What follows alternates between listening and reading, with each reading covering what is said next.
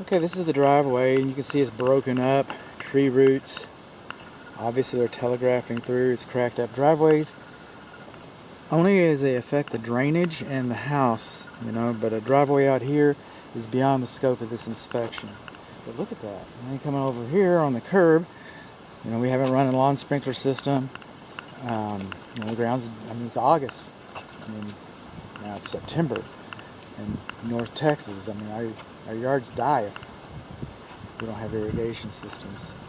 Sometimes we're prohibited from using them. But it's shrunken down, so this curb creates a trip hazard. Moving along. A tree should not be placed closer than 25 feet. And I get it, it's been here forever. You want it. I mean, the whole neighborhood is trees. So a tree has some value, and it's got, you know, both financial and aesthetic. But it's also got some liability, financial and aesthetic. We're coming along here on our driveway. You see that we've got some spalling. The driveway's cracked up. Rain gutters should not discharge so close to the house. These rain gutters obviously were not replaced with the roof covering. Coming over here, the structure faces north. We're on the west side of the garage conversion. That tree is just growing straight into there, and that's conducive to wood destroying insects. Also, a fence in direct contact with a structure is conducive to wood destroying insects. Now the fence is conducive by design. The tree, you should really do something about. And then we got all the debris in here and all this. Then the garage, okay, it's part of the, you know, ask Crime Watch. Okay, so the garage is part of the exterior. So we're coming all along here. We're going to have a separate video for the crawl space. We're going to have a separate video for the door opener and the laundry and stuff. So just coming in here, I see that they sealed the floor. This is called a floating slab. This house is a pier and beam. So the grade beam and the garage floor, they move independently. They're supposed to. So that's not a big thing. But while I'm here, and I'm going to say this probably too many times, but this window will blow out of this door if you have a fire in the garage. Alright, it's just going to give up the ghost. Alright, your steps should not be higher than 7 3/4 inches. Your steps should be dimensionally uniform. And you got your ladder over here, and you got your door opener right there. Check this out. Come on. That's an old man. Is that going to bonk somebody's head? Well, I imagine it is. That's a head bonker right there. And there, you got to crawl over this to get up there, and it's too small. Now they've gone and they've added paneling. They've added this wooden paneling, this rustic wooden paneling. Very attractive. Very attractive. Can't really see what's behind there. If there's drywall behind there, that's fine. We've actually, you know, increased the fire blocking. And it looks like there is. Okay, so that's good. Well, keep on moving, bud. All right. Coming on along. Steps should be dimensionally uniform. Handrails should be graspable. If you're going to have rails, guardrails and handrails, then you should have balusters in between them. Your bottom newel is supposed to withstand 200 pounds of lateral pressure. Okay, this is supposed to be a minimum of 34 inches high. It's not. This should be a minimum of, no, this one's close. This one's close. Let's see what we got here.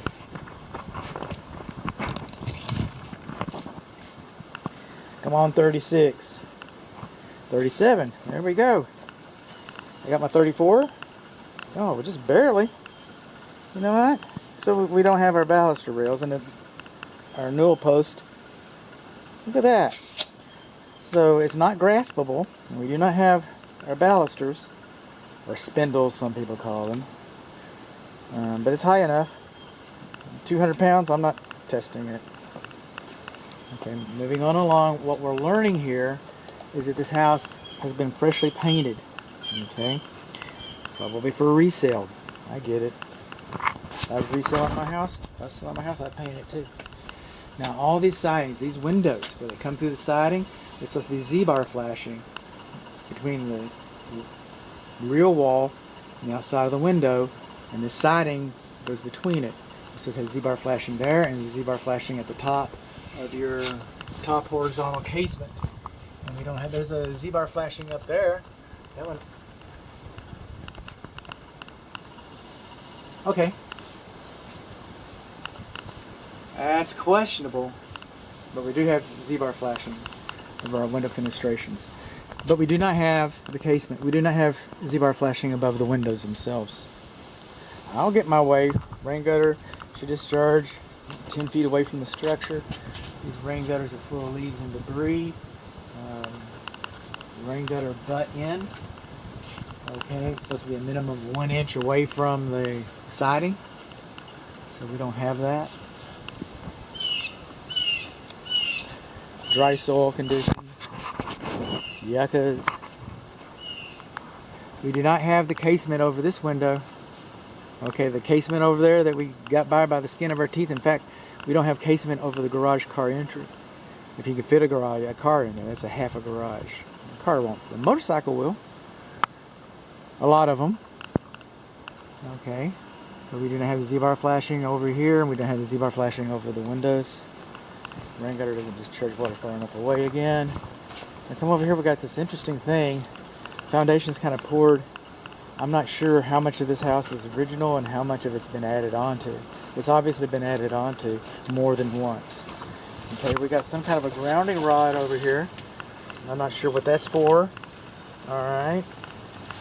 So they're doing some electrical wizardry. Huh? Bushes next to the house, don't have the Z-bar flashing.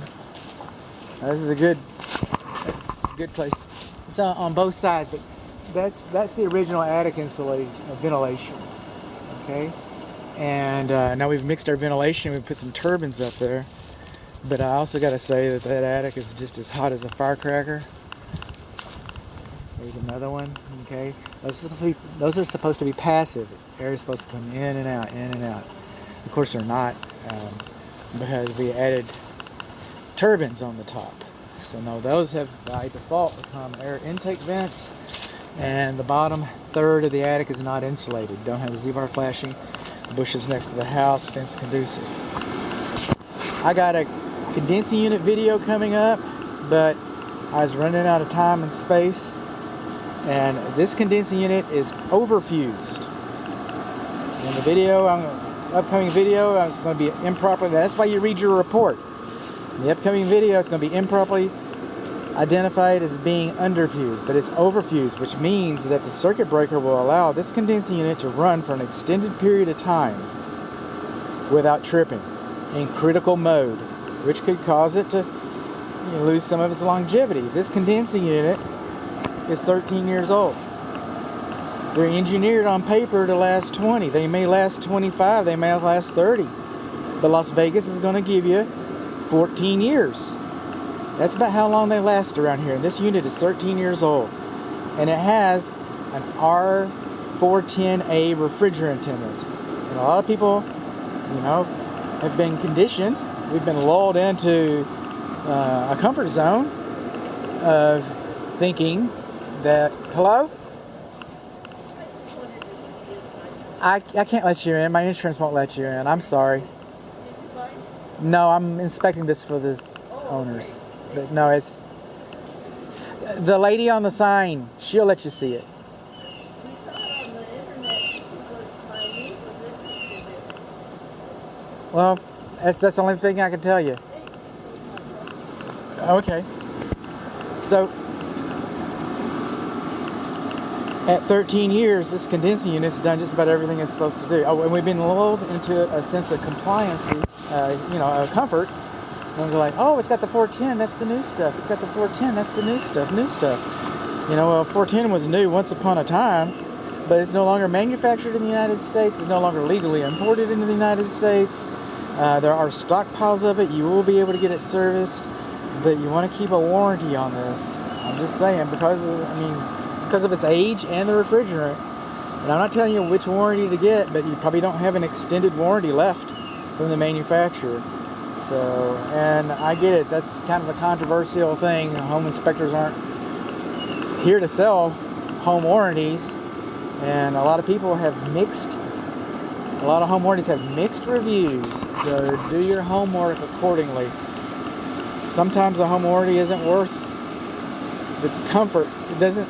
provide the results that you're anyway.